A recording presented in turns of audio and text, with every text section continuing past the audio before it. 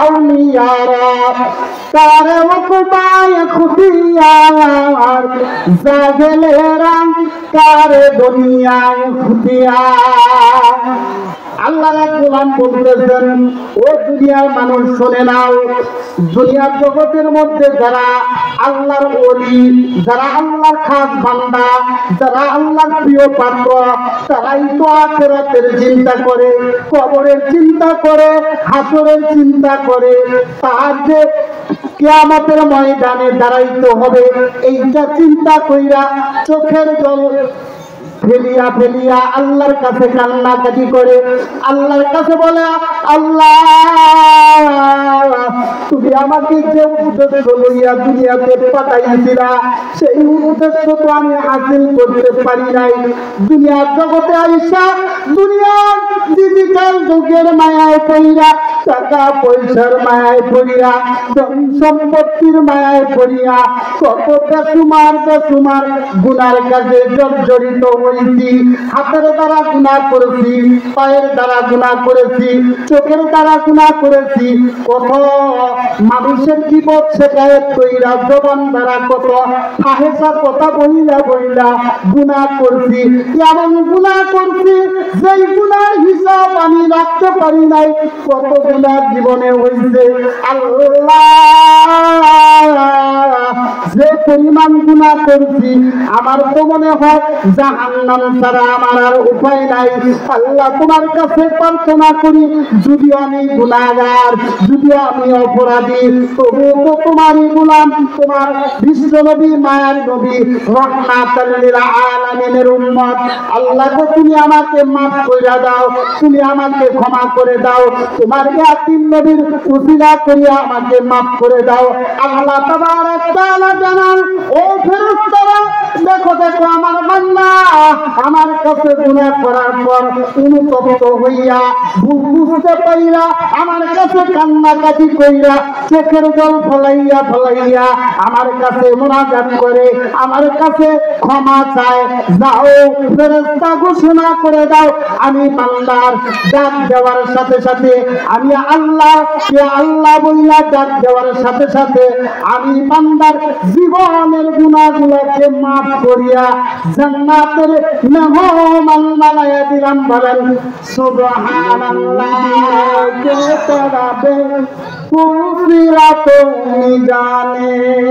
ঠিক কিনা বলেন? এই নবীর আদর্শ আমাদের বাস্তব জীবনে বাস্তবায়িত করতে হবে। আমার নবী বলেন, ওয়ালান নবী সাল্লাল্লাহু আলাইহি ওয়াসাল্লাম, মান আহাব্বা সুন্নতি ফাকাদ আহাব্বানি। যে ব্যক্তি আমি নবীর আদর্শকে মহব্বত করলো, সুন্নতকে মহব্বত করলো, ফাকাদ আহাব্বানি, সে যেন আমি নবীকে মহব্বত করলো। সুবহানাল্লাহ। ফাকাদ আহাব্বানি, আজ আমি নবীকে মহব্বত করলো, কানা নারী ফিল জান্নাহ, তার ঠিকানা হবে চিরস্থায়ী জান্নাত। সুবহানাল্লাহ। এই জন্য নবীর আদর্শ আমাদেরকে বাস্তব জীবনে বাস্তবায়িত করতে হবে। নবী যেমন সাধারণভাবে জীবন যাপন করতেন, নবীর মধ্যে কোনো অহংকার ছিল না, নবীর চরিত্র ছিল পৃথিবীর জগতের মধ্যে সবচাইতে দামি চরিত্র। ঠিক কিনা বলেন? যেই নবীর চরিত্রের মধ্যে কোনো ত্রুটি নাই, যেই নবী চরিত্র সম্পর্কে আমার আল্লাহ পাক রব্বুল আলামিন পবিত্র কুরআনের মধ্যে অসংখ্য আয়াত আল্লাহ নাযিল করেছেন। আল্লাহ বলেন, ওয়া মা আরসালনাকা ইল্লা রাহমাতাল লিল আলামিন। আল্লাহু আকবার। ওগো নবী, আপনি সাধারণ কোন নবী নয়, আপনি সাধারণ কোন রাসূল নয়, আপনি সাধারণ কোন মানুষ নয়, আপনার আদর্শ সাধারণ কোন আদর্শ নয়, আপনার চরিত্র সাধারণ কোন চরিত্র নয়, আপনি হইলেন বিশ্ব জগতের মধ্যে রহমান। সুবহানাল্লাহ। জমিনের মধ্যে এবং আসমানের মধ্যে যত সৃষ্টদ্বীপ আছে, যত সৃষ্টদ্বীপ আল্লাহ তাবারক তাআলা সৃষ্টি করছেন, গর্তের পিপীলিকা থেকে শুরু করে সমুদ্রের মাছ পর্যন্ত সমস্ত কিছুর জন্য আমার নবী রহমত। সুবহানাল্লাহ। মানুষের জন্য যেমন রহমত, জিনের জন্য ওই রকম রহমত, এরকম ইমানদারের জন্য যেমন রহমত, বেঈমানের জন্য এরকম রহমত। ওই যে জঙ্গলার হরিণী এবং বাঘ ভাল্লুকের জন্য যেরকম রহমত, সমুদ্রের মধ্যে মাছ আছে ওই মাছের জন্য ওই রকম রহমত, আকাশে পাখি উড়ে বেড়ায় সমস্ত পাখিদের জন্য আমার নবী রহমত। সুবহানাল্লাহ। সেই নবীর আদর্শ আমাদেরকে বাস্তব জীবনে বাস্তবায়িত করতে হবে, মেনে চলতে হবে। নবীর আদর্শ অনুযায়ী যদি আমরা বাস্তব জীবন বাস্তবায়িত করি, আমাদের কোনো টেনশন নাই, কোনো ভয় নাই।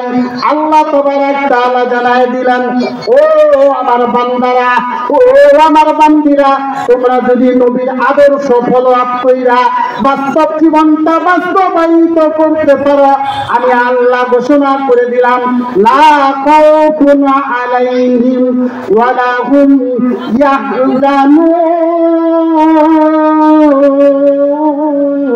আল্লাহু আকবার।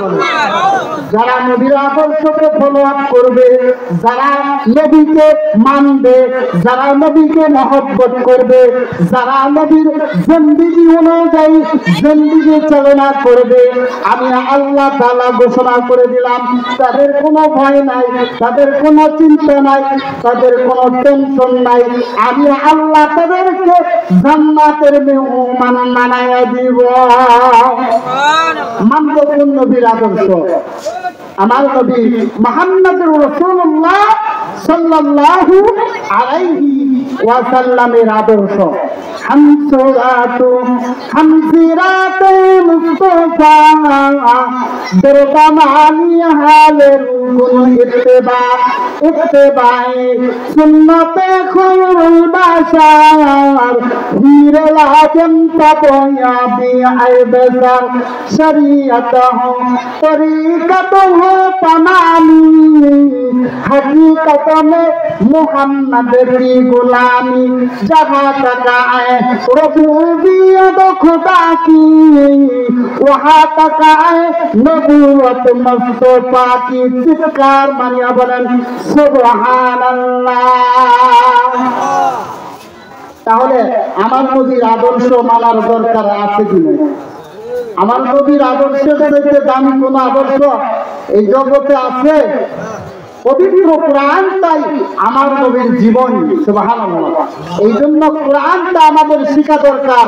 কোরআন অনুযায়ী বাস্তব জীবন বাস্তবায়িত করা দরকার। আগেকার দিনের মা বোনেরা সকালবেলা উঠায় গুনগুন গুনগুন কইরা কোরআন তিলাওয়াত করতো, সংসারে বরকত ছিল, ঠিক কিনা? এখনকার মা বোনেরা কোরআন পড়ে না, সকালবেলা উঠায় স্টার জলসায় কিরণ মালার নাটক দেখা শুরু করে দেয়, ঠিক কিনা বলে?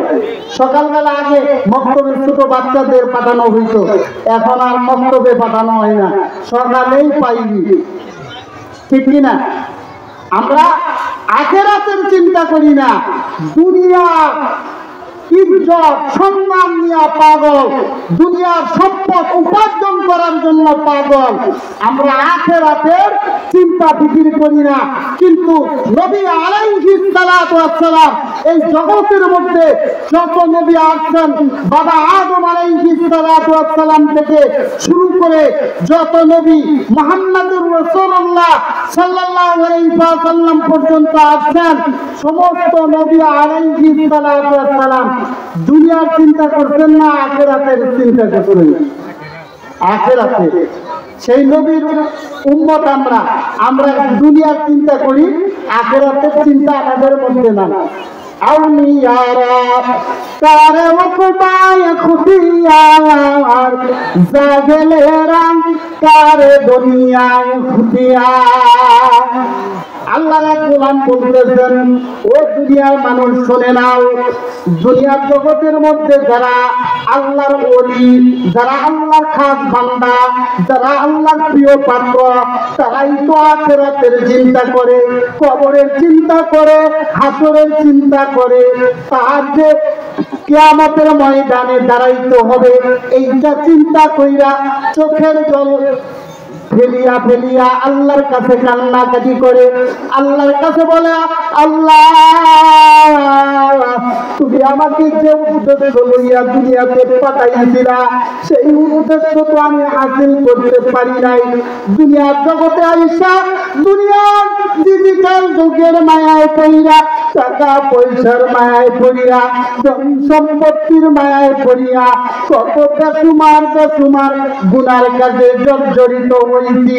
হাতের দ্বারা গুনাহ করেছি, পায়ের দ্বারা গুনাহ করেছি, চোখের দ্বারা গুনাহ করেছি, কত মানুষের জীবন শেখায়ত কইরা জবান দ্বারা কত ফাহেসা কথা বইলা বইলা গুনাহ করছি।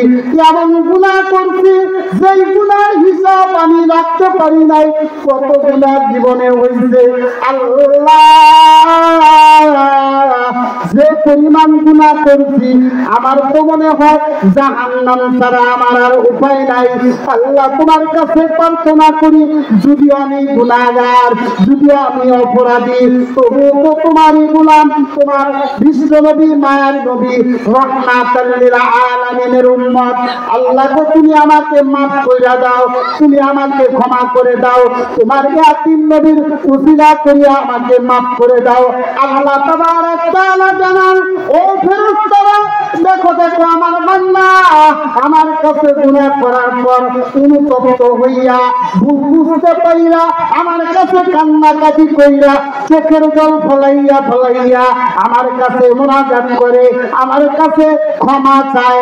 যাও ফেরেশতা ঘোষণা করে দাও, আমি বান্দার ডাক দেওয়ার সাথে সাথে, আমি আল্লাহ ইয়া আল্লাহ বইলা ডাক দেওয়ার সাথে সাথে আমি বান্দার জীবনের গুনাহগুলোকে মাফ করিয়া জান্নাতের মেহমান বানাইয়া দিলাম। বলেন সুবহানাল্লাহ।